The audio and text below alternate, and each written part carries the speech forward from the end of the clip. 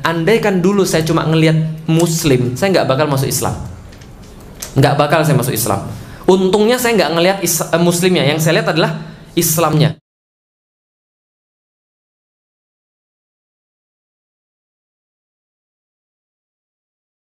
Pada satu titik di dunia, orang pernah mengenal Islam itu sebagai puncak peradaban dunia.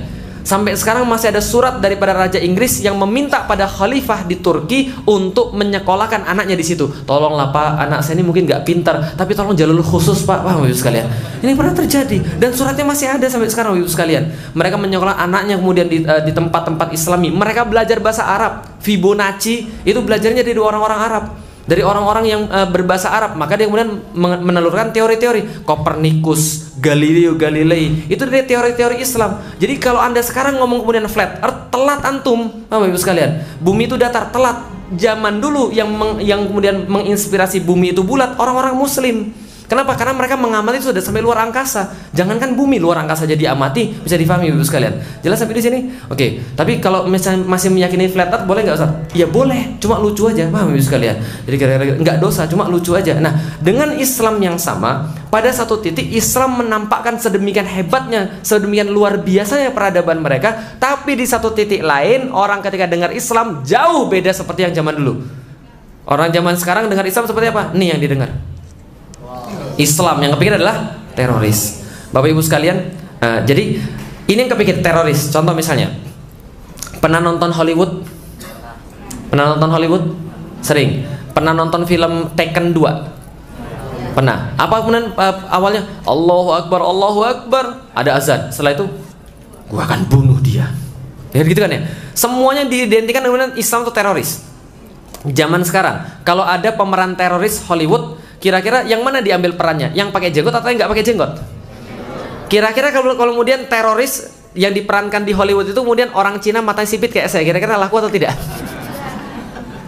Teroris kok nggak berjenggot itu kan ya? Ini mau boy band bukan teroris kan itu kan ya? Lah kenapa? Karena sudah ada tadi sebuah mindset bahwa teroris harus berjenggot, dan ini dimakan oleh orang Muslim. Islamofobia nih ngeri, serius. Saya diceritain betul. Mudah-mudahan sekarang nggak gitu lagi. Masya Allah, teman-teman sekalian. Orang-orang itu sekarang ngelihat jenggot tuh masih takut. Tapi mereka ngelihat Messi nggak takut, paham Ibu sekalian? Messi tuh jenggotnya lebih panjang daripada saya. Tapi Masya Allah, ada orang-orang yang kemudian di Indonesia nih, termasuk para penegak hukumnya itu, ketika ngelihat jenggot itu, mereka lihat ini lebih diwaspadai daripada nggak punya jenggot, paham Ibu sekalian? Walaupun jenggot saya jenggot Pancasila, paham Ibu sekalian? Cuma 5 biji doang. Oh sekarang banyak Ustaz? Ya karena saya rajin mengaji. Nah, nggak, tapi pengen saya kasih itu adalah semua kemudian Islam itu diidentikan dengan teroris. Kamu orang mana Islam? Wah, kamu mau ngebom ya? Masalah begitu. Yang dilakukan oleh orang Islam pasti dikatakan teroris jihad. Tapi yang dilakukan oleh orang-orang kafir, mereka bunuh 500 orang, oh ini orang gila, gunman gitu kan ya. Orang stres. Ini bermasalah. Kenapa? Islamofobia. Benar-benar distigmatisasi negatif.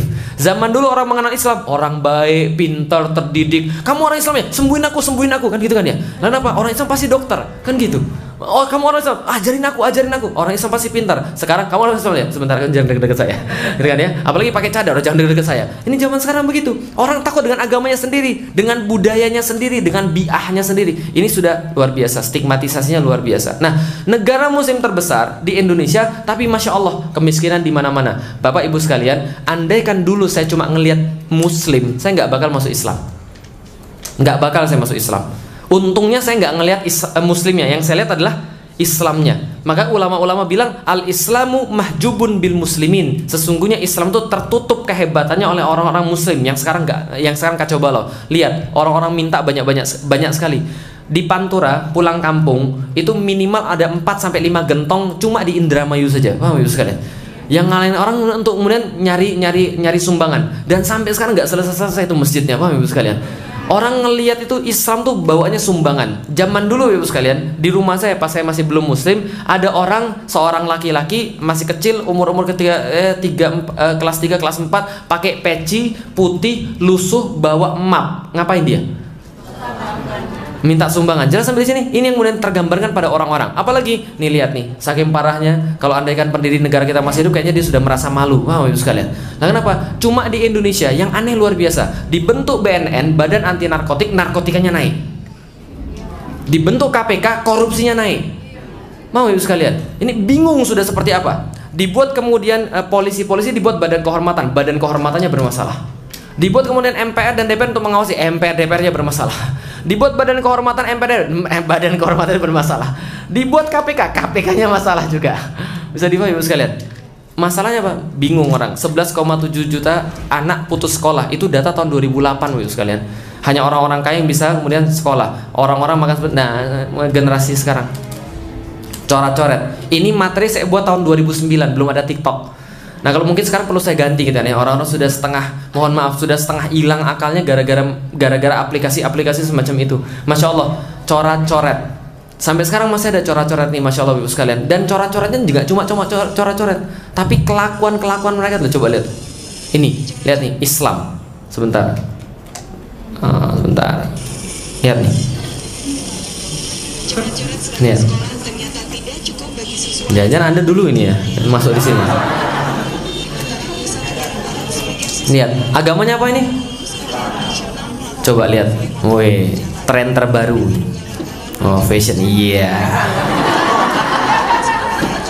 Lihat tuh, ini seorang wanita dicolek nggak apa-apa, dipegang nggak apa-apa, sudah nggak ada harga diri sama sekali. Coba bayangkan gede ini jadi apa nih kira-kira? Ngerokok, minum minuman keras. Nggak hanya itu sekalian. Coba lihat apa di sini? Bakar motor orang. 2008. Lihat.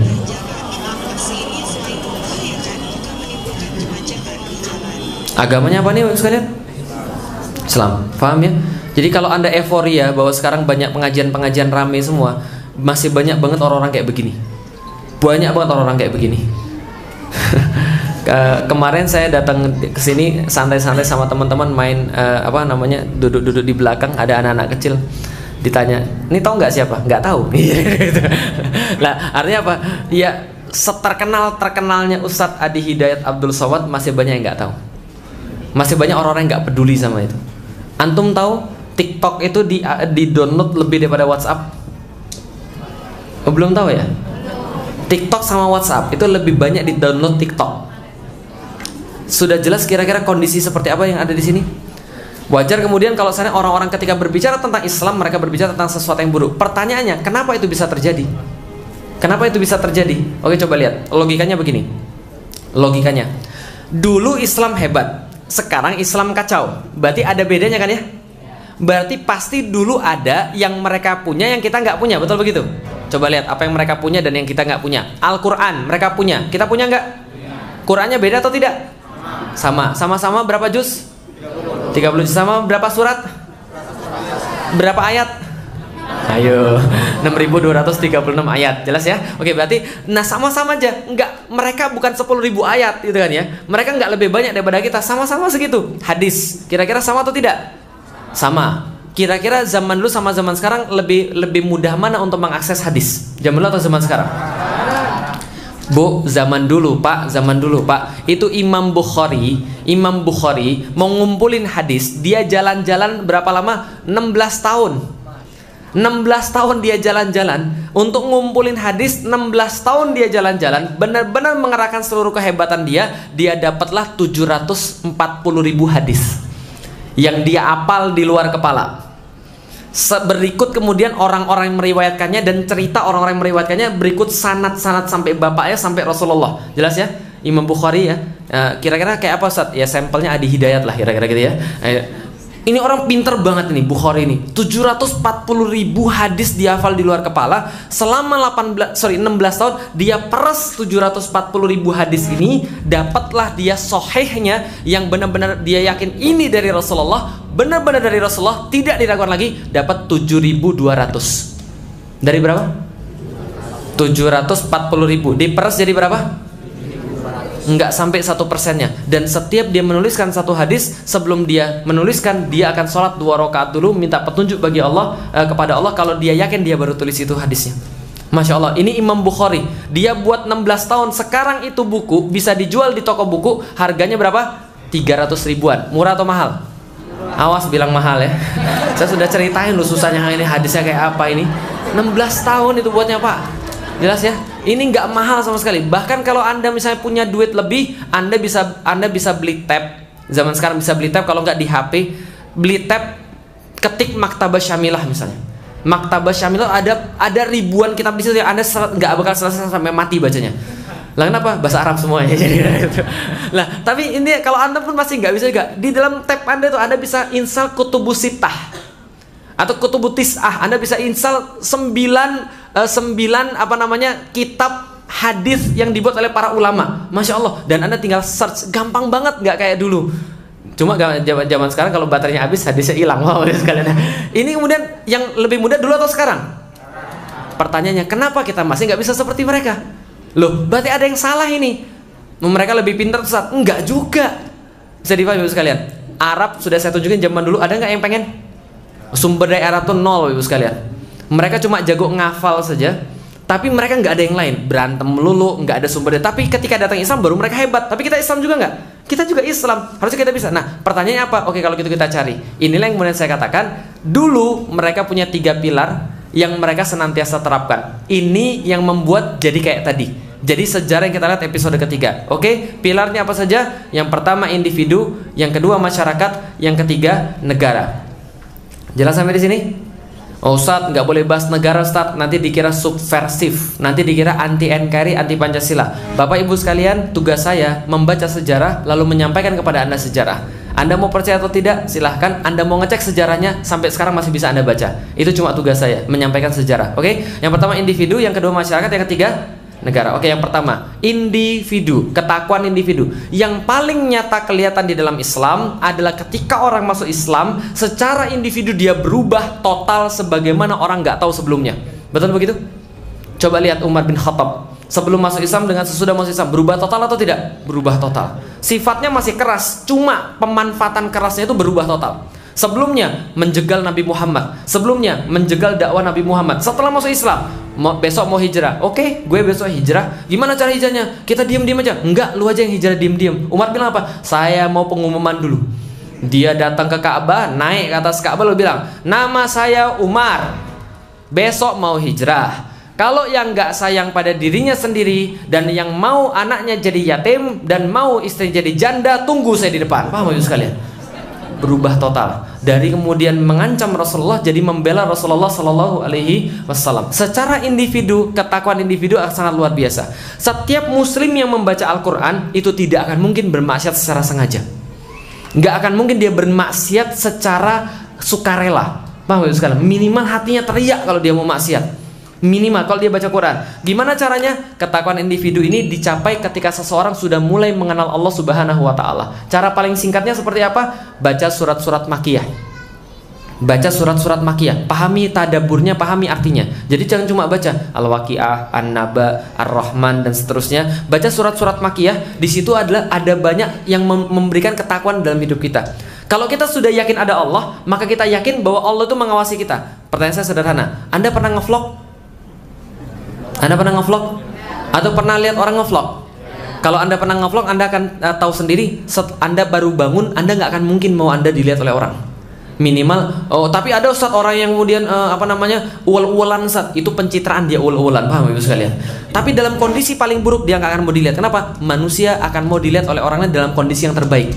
Jelas sampai di sini? Pernah nggak ada orang nonton film porno terus kemudian di vlog? Ada nggak? Nggak ada kan ya? Kenapa? Karena dia merasa diawasi. Orang yang merasa diawasi akan senantiasa hati-hati.